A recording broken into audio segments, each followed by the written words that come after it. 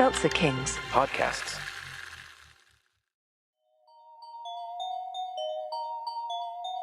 Real people making bold moves. Unforgettable journeys into life's next chapter. This is the Second Act Podcast. Every day is a new chance. Mindset on a new path. Anything is possible. Any limit I surpass. Everything is in my grasp. I got tunnel vision with a pickaxe. Life is more fun when you live like there's no strings attached. John, should we welcome our community back to the Second Act? Yeah.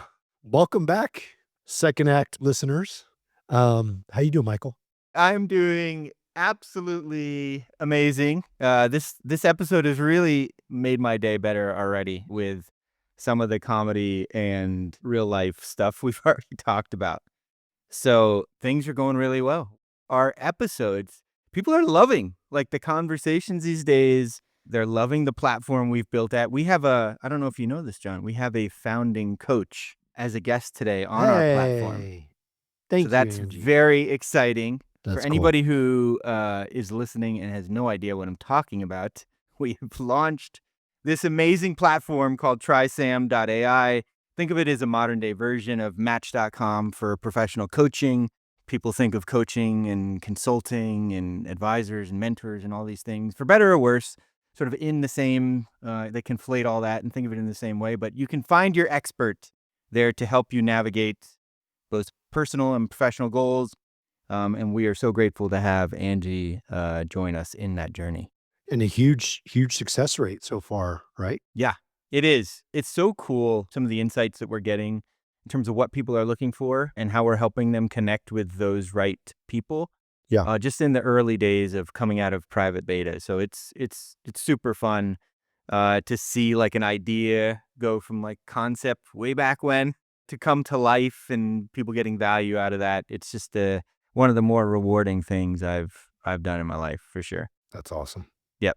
You talked about guests, and being on the show and a founding member of our platform. I was thinking about, as I was rolling home from the gym, getting ready for this episode, and I was thinking about how many wonderful people and amazing people we have on the show, but how this has opened up so many other conversations. I mean, for every one person that we interview, there's 10 other offline conversations happening weekly about second acts and people pursuing their goal. And so that's really opened up my apertures to how many people are doing this. I mean, it's amazing. And I've said this before, we could record for years and never run out of really cool stories, but we're fortunate to have another awesome story today. We are. I think that's a great segue to not keep our guests waiting any longer from an official introduction. So let's do that.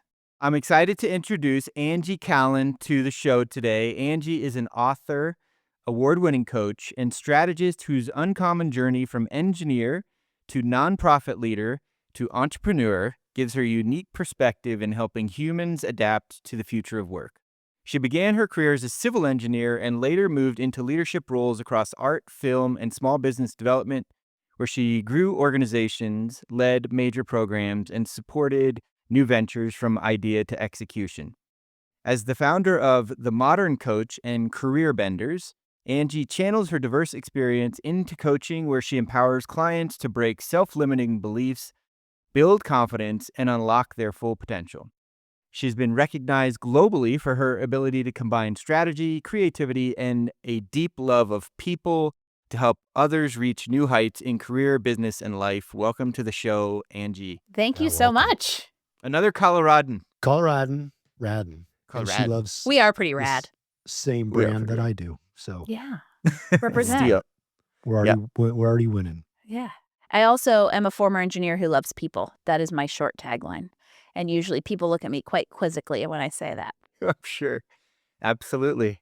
Explain it for those that aren't engineers. Well, for those of you that aren't engineers, if you've or have never met an engineer, generally, disclaimer, I am generalizing, many of them have what I affectionately refer to as personalities like a brown paper bag.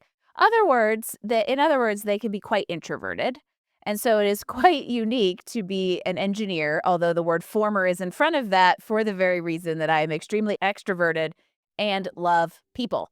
So, but It's there you awesome. go. There's a teaser into why I even have a second act.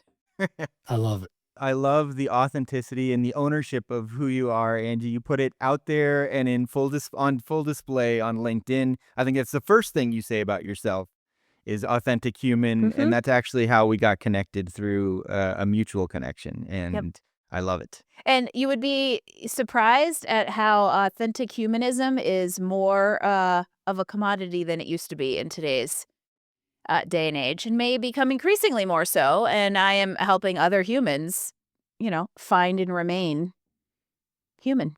Yes. That's good. In a world full of AI, that Yep. is very good. Yeah. Very, very good. Michael, you brought up LinkedIn. So I was going to Sure. save this question for down the road, but it's appropriate now because you brought it up. But Angie, one of your taglines caught my attention, and you say proving you can have a thriving business, one mountain adventure, sorry, a thriving business, career, and life, one mountain adventure at a time. Explain that.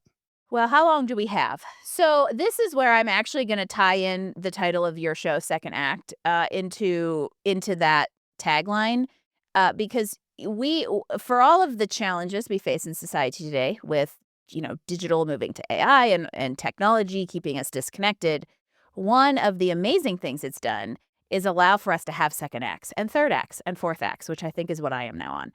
And what I mean by that is alternative backgrounds, career changes, and really at the heart of it, integrating our life and our work is now more available to us than it has ever been, more acceptable than it has ever been, because we no longer live in the go do one job for 30 years, probably even stay with the same employer for 30 years, and then live life when you turn 62 and a half, better if it's 65, because then you don't take a hit on the Social Security, right? Yeah, And sure. and now we live in this climate where innovation is so high and we can work wherever we want. We can live wherever we want. And one of, my goals in helping humans adapt to the future of work while having thriving careers, businesses, and lives is to bring all of that together so that now work can complement life instead of compete with it, which is how it has been in society until recent years. I love that. Compliment in life instead of compete with it. Because I do feel, or at least anecdotally from the conversations I have from a lot of people, especially this past year, that something needs to change because they feel like their work, it's very extreme, right? Like we have friends or family members or friends of friends who have been laid off because of the changing dynamics of the work, and some jobs are never coming back. And then other people who are the beneficiaries of all this change and they're getting promoted, but now they've got huge teams, more responsibility around things that they know not of, and they're super stressed. So it's like this paradoxical sort of situation that's happening. And I would actually even say that at least the corporate world until now has generally said we've compartmentalized everything, right? You go to work, you clock in, you clock out, you go home, you have dinner, you put the kids to bed, and you live life in the 30 minutes that's left after that. And then Yeah. you get your pension and you go to Italy on the cruise, right? That's like kind of what life looked like for basically our parents, and no shade because they didn't know anything otherwise. And society Yeah. really didn't give them much leeway. We have a lot more agency over our careers and our lives than I think we realize, and certainly more than most people take. But people are scared to realize that they have agency. Ding, ding, ding, ding, ding. Michael wins a prize. Well, Explain why. I think there's a lot of different factors that roll up into the fear. One is because we're still in a societal shift of acceptance for this alternative. So there is still a really large component that it just expects that we have to work the way we always did, because they'll never actually challenge that norm, whether because they don't know they can, they don't realize they have that agency and that control, they don't know how, and they're overwhelmed in thinking about how to do it. They have golden handcuffs, and they have created a reality which they are not willing, sorry, y'all, you are not willing to change in order to see if there's something better. And so a lot of it rolls up to a level of risk tolerance or aversion that most people have. Now, that all seems really logical, but what I will kind of add to it in my perspective has been most people are fine with staying mediocre, right? We just accept the way life is and that that's how it has to be, and that we don't ever challenge those norms or challenge our level of risk tolerance by looking at a situation and saying, okay, what if? Because most people go, oh, what if? Instead of, what if? What if I tried this thing and it doesn't work out and I can go back to what I did? Or what happens if I try this out and I win big? But ultimately we just go running, our little caveman brain just goes running back to the cave because we think we're being chased by the saber wolf tiger that is change, right? We don't like change. And ultimately that fear response tells us that if we change something, the ultimate worst case scenario is going to carry out. But in my experience and in coaching people, what I have found is if you actually reverse engineer the worst case scenario that we like to create in our head, it has a very, very low chance of playing out Oh, that yeah. way, to the point that it's actually way less risky than Yep. we think it is on the surface. Just most people don't actually take the time to lay out that sequence and see, what the reality of the situation could actually be. I think you nailed it, Angie. Don't take the time. Like, Yes. because people are like, oh, 2 days have gone by and something hasn't changed and Yep. life's not different. And I experimented for 2 days and I got to go back. I got to go back to the safe zone and be miserable at work or miserable at home trying to find the job because that's the world that is the conventional world. And the world of instant gratification that we also now live in. Yeah. Whoo, that plus change, perfect storm to just stay same. Now, Angie, you were generalizing a little bit and talking about the golden handcuffs and the path of most people, but wouldn't you say that the newer generation, the generation that's coming up into the working force, they're a little bit more risky instead of risk adverse? They're a little bit more willing to change after a couple years, or is that just because they realize the first job they took, the second job they took, whatever it is not fulfilling the needs that they have? This is a loaded question because I find generational tendencies and characteristics to just be fascinating when it comes to like the world of work. I will say younger generations are way more aware and way more interested. Even I would go to the level of demanding to have more work-life integration. We sometimes call it work-life balance. I hate that term because it means that there is a steady equilibrium you can one day hit, and that's not the case because everything ebbs and flows. But if your work is complementing your life instead of competing it, you can roll with that ebb and flow. And younger generations want and demand that more. What is the ironic trade-off to that is younger generations also have a more difficult time making decisions, and they are more caught up in analysis paralysis and comparison syndrome due to the presence of social media from the day they were Hmm. born than we were. And so they are, I would say, by nature less risk averse. However, I think that they look at consequences differently, and that also may keep them from, limited options or feeling like they have to have this perfect start to their career because everybody else seemingly does. Meanwhile, yeah, we put the bad shit on social media, everybody. Come on. Right? And so I think it's different, but some of the same reactions or even outcomes or even the same like almost like unwillingness or fear of change exists just for maybe different reasons.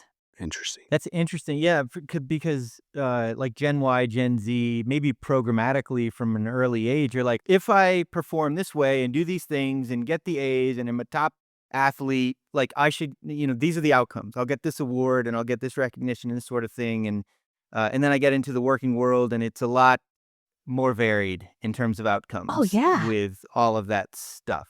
That's not to say that you're not a high performer and high achiever, but some of the things that come along with that and that we're taught through the process, I think are revealed to have some flaws when you get Mhm. into the real world. And then you look to your point, Angie, about like social media and the relentless advice that keeps coming your way on, hey, use this prompt and do this for 5 days and you're an instant millionaire, or create your sounding board on this platform and get all these followers and then invent this thing with this AI tool Oh, and yeah. you'll be a gazillionaire. Like all it's crazy.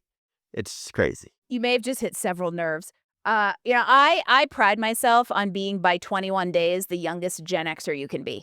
December Okay. 10th, 1980. Yes, my birthday is in 2 Okay. days. All right. However, And I think that's interesting because, and also where I grew up geographically, we didn't get technology until I was older. I have a sister that's 8 years older than me, so there's a lot of Gen X tendencies with some little millennial influence that makes me not quite as grungy and emo and skeptical, right? So it's an interesting perspective to have. But you hit the nail on the head with this idea that actually perfectionism is on the rise in young people today. And it would seem like it isn't, but again, it's the same problem, different symptoms, or maybe different symptoms, same cause, kind of a thing. And a lot of it is because they have that need for perfectionism. But the biggest nerve that you hit with me is this idea that we Uh-oh. do not prepare young people to go out into the real world anymore. And I speak as an innocent bystander because I am a free range adult with no children on purpose. However, I think that makes this fairer to say is that, everybody gets a trophy now, right? The 12th place trophy that came out with millennials. Like when I was a kid, you had red, blue, and white ribbons. And if you finished fourth, sorry, go home. You're a loser. And you know what? Okay, that's bummer when you're 8. However, it does prepare you for the fact that once you get into the real world, everyone is not promoted every year. Not everyone starts a job making $90,000 a year being a manager of something that you don't know how to be a manager of yet, right? We don't prepare young people to go into a world that is substantially different than the level of like enablement, entitlement that they're given immediately up until the point they have to hardcore switch. So all of a sudden they have to hardcore switch into this world that isn't always going to let them win. And they also have to go make the decisions that a phone or the internet can't make for them for the first time ever. It's like a harsh switch. It's Wow. tough. I am glad I was an analog kid, a digital Yeah, me young too. Yeah. professional, and an AI Right here. mid-career professional. I am happy about that.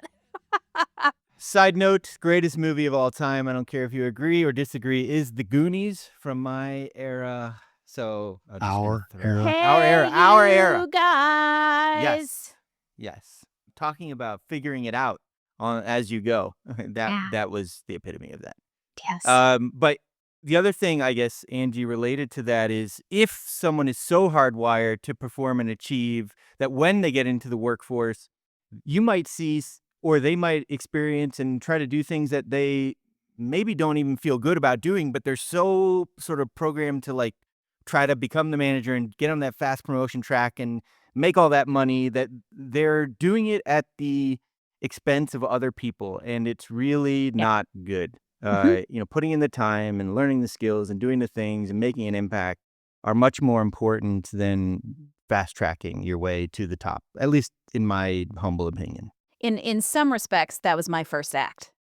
There's elements of it, right? And I think Uh-huh. that not only can you, depending on the situation, create a detriment to other people, but in my opinion, the worst person that you can ever disappoint is yourself. And the last thing that we want to do is look back and go, man, I should have tried that other job when I was 30 instead of when I was 60, right? Because you can always go back to what you know, but you can't learn what you don't know until you try.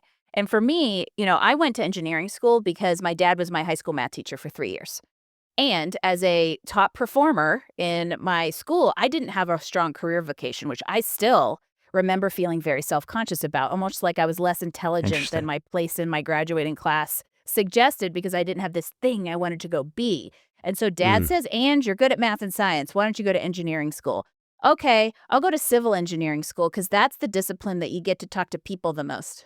interesting. If you judge an engineering discipline based on the amount of talking to people you're going to need to do, you're probably barking up the wrong tree. However, Yeah. I remember, like, Michael, what you said definitely sounds familiar of like my early career being very fearful of disappointing, my family, disappointing, right? There was that expectation that you're going to go be this thing. And I knew even when I was in college at what I wanted to do. But my student loans suggested maybe don't stay an extra year and change your major. But like, it was this kind of idea of like, I don't want to disappoint other people, so I'm going to keep doing this thing, even though I'm dying a little bit inside at the minutia of Yeah. redlining engineering plans and designing pipes to make shit flow downhill. Like Yeah. was not my purpose in life. Yeah. It's Amazing. already a disadvantage when you're starting out, already guessing at what you're starting out in, Yeah, right? yeah, I mean, you're already questioning everything that's built up to that point and how you've gotten there. And now you're thinking, I don't think I even started the race, at the fair start. yeah. But I think the important thing, if somebody's out there, whether you're a young person feeling that pressure to start the right race, or you're a mid-career professional who goes, man, I'm already running this race. I got to continue. You know, at least you learned and at least you started, and you take that information and iterate upon it to get yourself closer to something that feels better. But you got to give yourself permission to do it. Yeah, and I like the example you gave earlier, Angie, about what if, and you were using like a very positive spin on that. Most of the people sort of default to like, what if this happens and it's like a negative outcome? And I mean, I would say the majority of people, when they have that thought process, think of the what if scenario in a very negative connotation. And in your world that you were just describing, growing up, your dad was a teacher, you jumped into civil engineering. What if I don't go down this track? What was this? Who's jumping in and sharing some words of wisdom with us? Oh, did you get to hear Steve chiming in? It's Steve. I got a new mic that apparently doesn't drown out the background noise as much. But yeah, that's Steve, everyone. That is Steve, my hi, Steve. that is one of the 2 fur children who you have met. Yeah, the other one is a Nice. giant floofy cat who knows will maybe appear on this desk any moment. Amazing. Amazing. But in that what if, how did you take yourself to like, what if I tried something different? What if I went in a new direction? And like, what was the catalyst for you to start exploring outside of maybe what was conventional track for you? Yeah, for me, I think I just got to a point where it wasn't an option to keep going. And full disclosure, jumped off that career change precipice without a parachute and with no net in the middle of the Great Recession. It was just basically like, I'm going. Okay.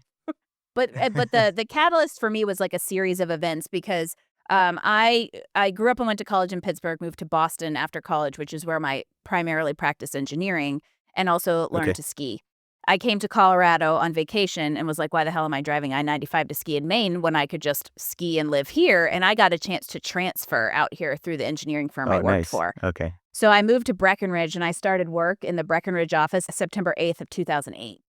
And so 7 days later, Lehman Brothers crashed. Yeah. And that killed the construction world. And so, what was this really like? I loved people. And so they put me in project management positions. They put me in client relationship positions, which I was redeeming. Those were the redeeming factors of the engineering career. And it was all stripped away as somebody with, 8 years of experience working in an office where the older tenure kept their jobs. Everybody below me got laid off. And Angie now becomes CAD drafter again. And I'm living in Colorado looking out at blue skies, and I'm being told to go pave parking lots at Copper Mountain so they can have more parking on National Forest Service land. And I'm like, holy crap, none of this is what I signed up for. And then I met my husband who lives near Aspen and was like, I'm done, I'm out. And I left and moved over here and spent a year on a journey that was maybe an act of its own before I Yeah. landed in the nonprofit stuff, which started to really make some things connect. That was where I started understanding why I didn't have a career aspiration as an 18-year-old because they don't teach entrepreneurship in Podunkville, Pennsylvania. And having too many interests and, being able to tap into like business and growth and all that kind of stuff. So that put a lot of productive wheels in motion. Talk about that journey between Breckenridge, meeting your husband in Aspen, and then moving out to Denver, because you said it was a year of figuring things out. What were you figuring out? I think a lot of it was figuring out, in a way, it was my own exploration of like, who is Angie without expectations and titles? And this is important when we go all the way back to the beginning. And John, you calling out my tagline of you can have a thriving career or business and an amazing life on your terms. You got to know your terms and you got to know Mm. life. And for me, access to mountain adventure and access to the things I love to do was a priority that I wasn't willing to give up on. And having to reconcile some of that with figuring out how to have a livelihood in this wacky little place I live was part of that exploration, along with figuring out what is life on my terms and who am I without the showstopper title of being the engineer at the party, right? Ooh, engineer from Carnegie Mellon, like mom and dad can't say that anymore, right? Like there was just certain things that I had always carried as like, let's say, definitions, but really they were titles and labels. And when you kind of strip things away, whether it's because of a career change from something that was very much your identity or it's some sort of trauma that you go through, I think that there is a perspective shift that does make you go inward, like we were talking about earlier, to spend time with yourself, to realize what's important. And then you either seek out or, in my case, design the career that's going to support that.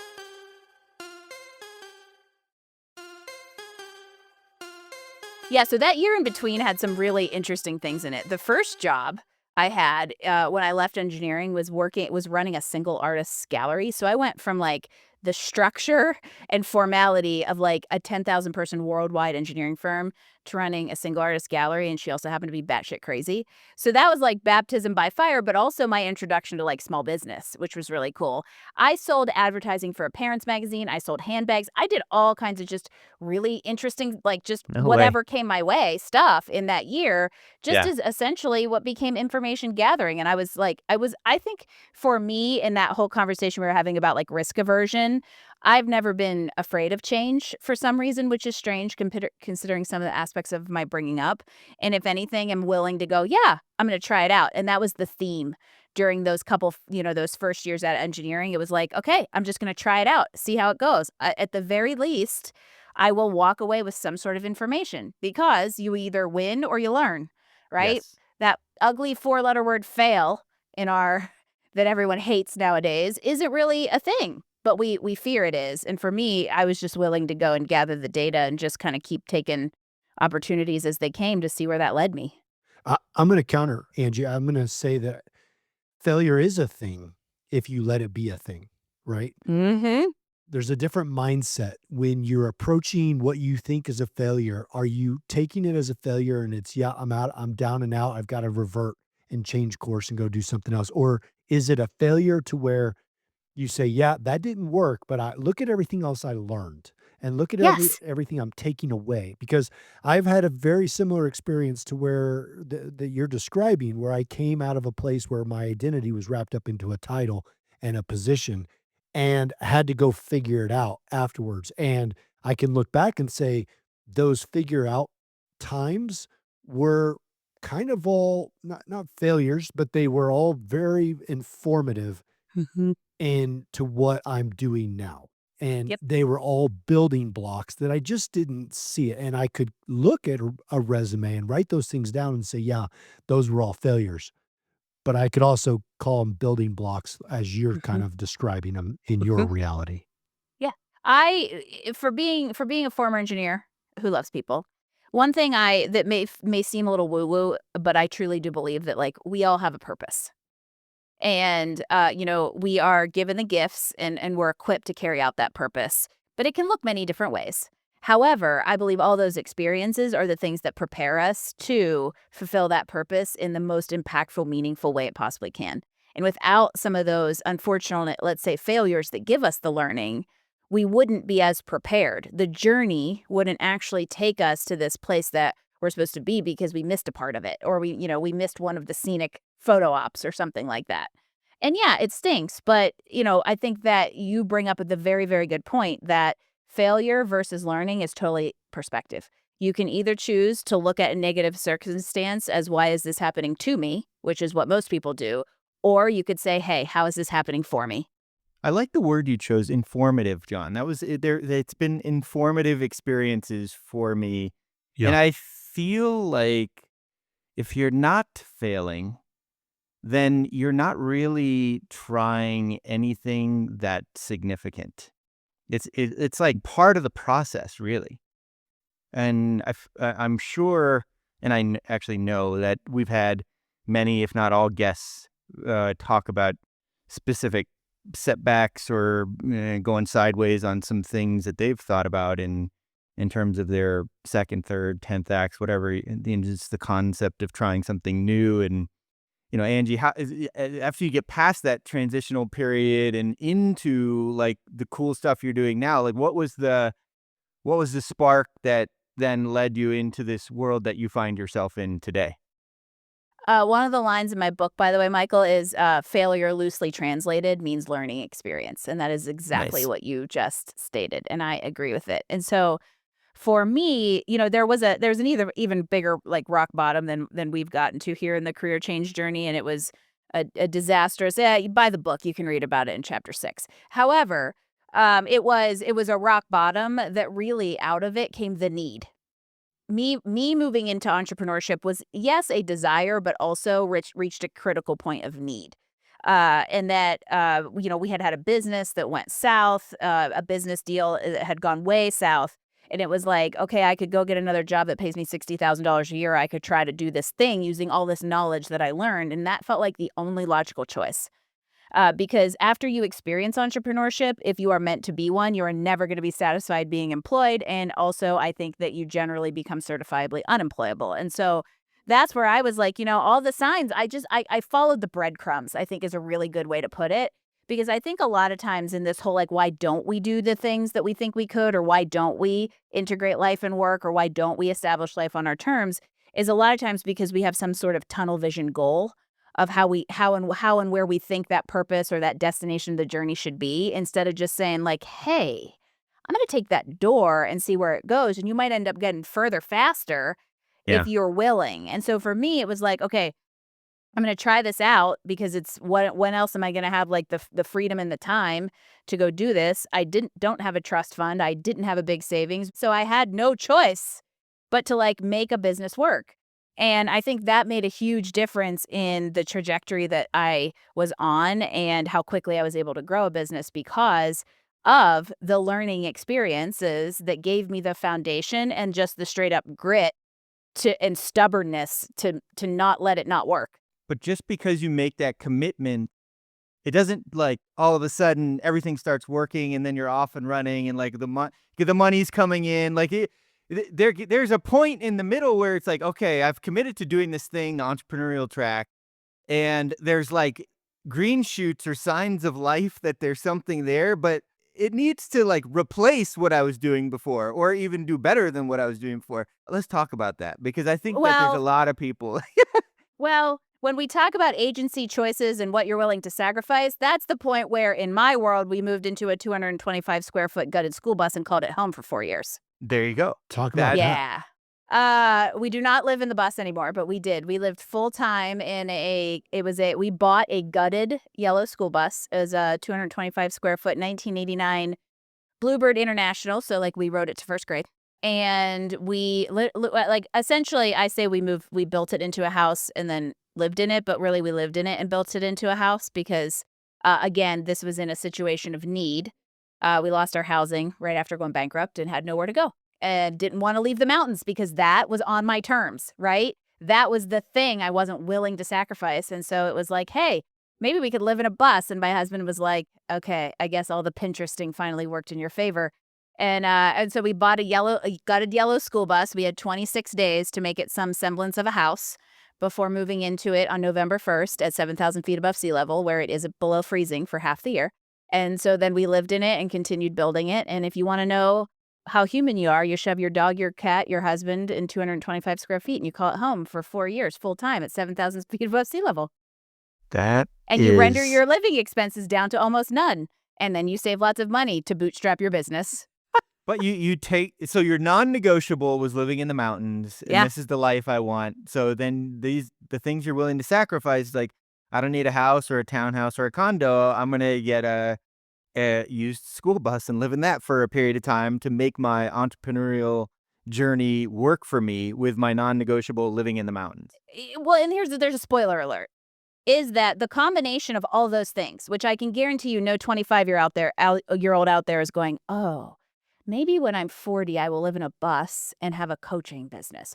No one has that on their bingo card. However, the Yeah. spoiler alert is those things in our journey are what allowed me to realize the very long-term unrealized dream of owning a house. And I was able to buy a home in this place that we love and didn't want to leave, which is a very challenging place to buy a house because of those steps and the choices that we made around our non-negotiables. Angie, I'm curious, how many people in your coaching career do you run across? How often is it that you run across people with non-negotiables? Because I would venture to guess that it's not as common Rarely. as the three of us sitting here. Yep. I feel like, because of the conversations we've had on this show and the people that have realized after doing something for 20 years or 15 years or whatever the timeline is, that they had given up on that goal or given up on that interest 10, 15 years ago, that to me signals that a lot of people have maybe those non-negotiables, but they're easily buried under whatever they're putting on top of it. Sorry, everyone. They're usually buried under someone else's expectations that you've decided to live by. Just gonna say it. But the direct answer to your question, John, is very few people have taken the time with themselves or even just taken the permission to say, these are my non-negotiables. These are the values with which I want to live on. And those are the things where I start every single coaching conversation that I have with anyone is what do you value and what are your priorities? Because good. any goal that we're going to go achieve has to be tied to them. And if it isn't, you choose and consciously take it for some pro over the thing that doesn't align in order to then get yourself a little far forward. But in my opinion, that's the starting point. But sometimes people don't even know what that is. Like That's also very true. they know they have non-negotiables, but they don't know what they are. But there's like, maybe I saw something that looked good, and is that really my non-negotiable? How do you help them even think about, okay, Yeah. these are my core values, these are my starting point, It's a and great let's build question. from there. I was to say, if you hadn't asked how do you help them, I would have said, hey, if that's you, call me. Because this is really where, just to be like a shameless promoter of coaches in general, this is really where if you're in that position, doing it alone is going to leave you really frustrated, and then you'll just stay where you're at. And so, and sometimes I think we're unwilling to bring somebody into our echo chamber when that's exactly what we need. And that this can be really, really helpful because a lot of times it just comes out in the conversation and asking thoughtful, open-ended questions. I do have a core values exercise that I will give people to work through, and then that can whittle it down to a small group that then we can talk about and figure out kind of what they value. Because to me, it's two parts. It's what are my values? That's your operating foundation. And what are my priorities so that we can operationalize those values into life? And it's weird to use like businessy, formal terms when we think about this stuff. But in a way, this is the kind of inner work that really leads to a more satisfying existence. I'm glad it led us into that because I think there's still some degree of skepticism out there. Like, do I need a coach? Is a coach going to help me? Let me just go on ChatGPT. I can get everything I need from ChatGPT nowadays. That's my coach, and it'll tell me exactly what I want to hear all the time. So, can we go there Because for a that's second? healthy. Because that's healthy. Yeah, exactly. So disclaimer, one of the things I go out and talk a lot about is how to be human in the age of AI, but that doesn't mean I'm anti-AI. I'm just pro-human. And I believe that if we want to stay current and relevant in a professional aspect, we need to be adopting and leveraging AI, and we need to be AI-enabled humans on purpose, right? Like that's really, really what we need to think about. And so it's not like either or, it's kind of an and situation. But the and situation means we're still at the table. We're still driving the train. And that's where I think we've earned a little bit of a slippery slope, especially right now that it's like the AI gold rush, right? It's new, it's fancy, it's shiny. Let's do it. Let's use it for everything and anything in all walks of life so that I can just feel good about myself and never actually question whether or not this thing is giving me honest answers. And so don't trust everything AI tells you is probably actually question everything AI tells you is Yeah, probably the better exactly. way to put it. And this kind of life work, now that said, it can get you a little ways, right? Like it can, but what AI isn't really going to do is ask you thoughtful, open-ended questions. And maybe even if it does once or twice, at some point, it's going to get itself caught in a loop. And there are just some things that have to be human to human activities. And this, in my opinion, is one of them. And I mean, who wants to live in a world where the humans are gone? Like, I just don't I love people. understand I don't want to live in that world. The other engineers. all the other engineers. John just got the mic drop. Yes. It's crazy to me that we're thinking about a world where we deal less with humans and more with screens or robots or whatever. I saw the saddest thing a couple of weeks ago. A mother and daughter were out to dinner having pizza together. The mother was on her Kindle reading. The daughter was scrolling, not talking to each other, not even looking at each other. I was like, what is going on right now?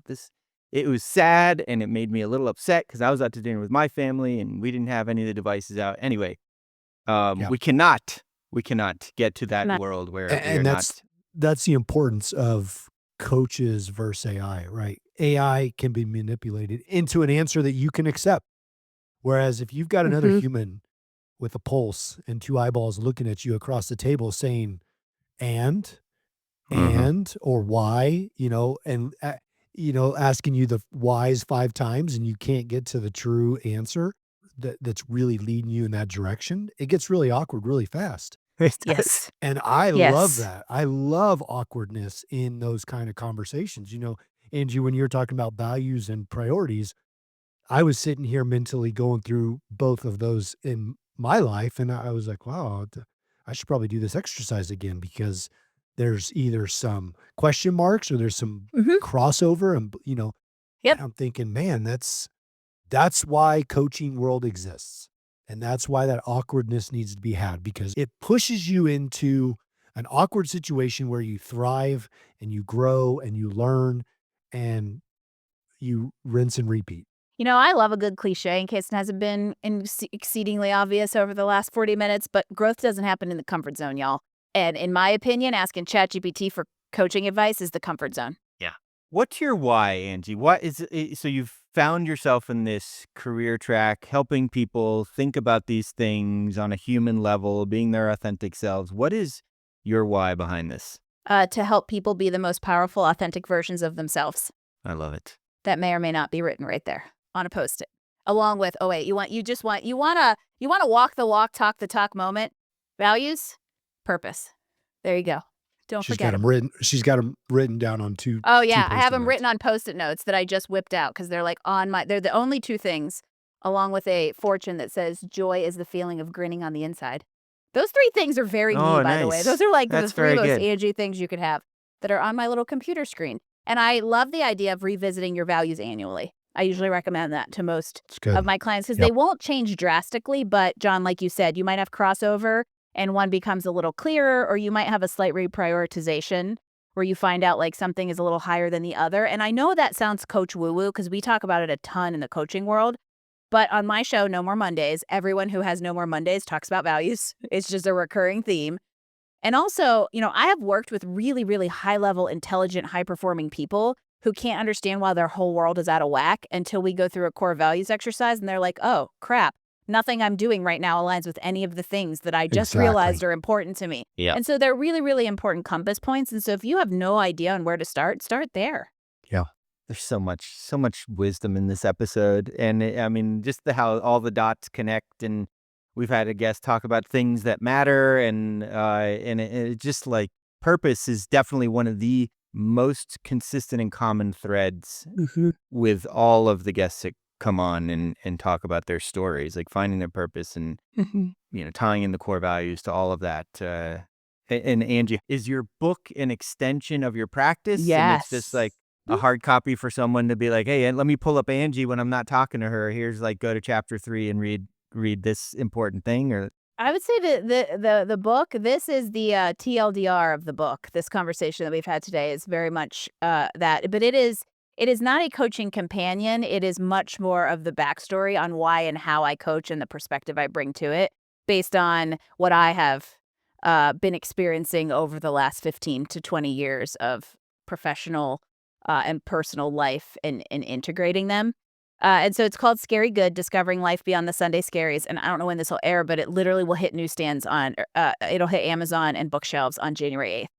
And okay. so it's finally the manifestation of the story I've wanted to tell is coming out. And it really is around the idea of inspiring people in really similar ways that the two of you are doing. So I appreciate that the conversation very organically went there. Well, Angie, in respect for time, you have covered a ton, and I'm gonna pick up the book and give it a read. But our shows always end asking our guests for the practical advice that you would give somebody if you were confronted with them asking, "What do I do next? I'm in a first, second, third ending act, and I'm about to pick up and go another direction." What's the advice that you would give them? Well, we covered the core values thing. So I will say that would be one, and we'll give a bonus. The second would be to look at the reality of the situation and the worst case scenario that you're catastrophizing in your head, and really how likely is that to come to pass Yep. versus the benefits of just taking a step. Because you don't necessarily have to burn it all down and do a 180 like some of us did over here. But a small step that helps you gather more information can be really useful to then reinforcing the fact that that worst case catastrophe isn't really going to come to pass, and that the worst case scenario is you learn and you go in a different direction. So you've got to bet on yourself and give yourself a little permission to use the agency that you have. I love it. And if you can't bet on yourself or you're not fully willing to go all in on yourself, that's where a coach helps out. Yep, Because they exactly. will go in with you Mhm. and hold your hands up or take your back and keep pushing you through those hard times, at least in my experience. Things change when you have someone to be accountable to. Yeah, it really does. It's amazing. So Yeah. awesome. How do people find you? People are going to love this episode. I love this episode. How are they going to find you to connect with you, learn more about you, maybe even work with you? Yeah. TheModernCoach.co is where all the action is now. And we mentioned earlier LinkedIn and all of my mountain adventure antics there that teach people how to have a better life and career is a really good place to just kind of follow along and lurk into a little peek behind the curtain. So yeah, LinkedIn and TheModernCoach.co, and I'd love to hear from you. And if people want to learn how to live in a yellow school bus, should they give you a call? Yes, they should. That's part of the core value unpacking and coaching engagement Mhm. is that little side road into how to live on the school bus off the grid. Yeah. Yeah. Tiny living. It's a whole thing. It's a whole thing. It's like a big thing now, like a big Yeah, it thing really in a little is. space. Yeah. Yeah. Hey, we lived pretty big in that tiny bus. So, Well, this Angie, was fun. Thanks for having me. This was fun. Congrats Great on the episode. launch of the book, Thanks. and just so much fun talking to you today, Angie. January You're in 8th. And January January 8th. tell Yep. people the title again. Mm-hmm. Scary Good, Discovering Life Beyond the Sunday Scaries. Awesome. Thank you guys for having me. This was fun. Thank you, Thanks Angie. so much, Angie. The Second Act with Michael and John stars Michael Newborn and John Ballinger. The podcast is produced by Seltzer Kings. For more information on the show, check out thesecondactmovement.com, or if you'd like to get involved in the conversation, give the guys a shout on their socials at The Second Act Movement on most platforms. Thanks for listening.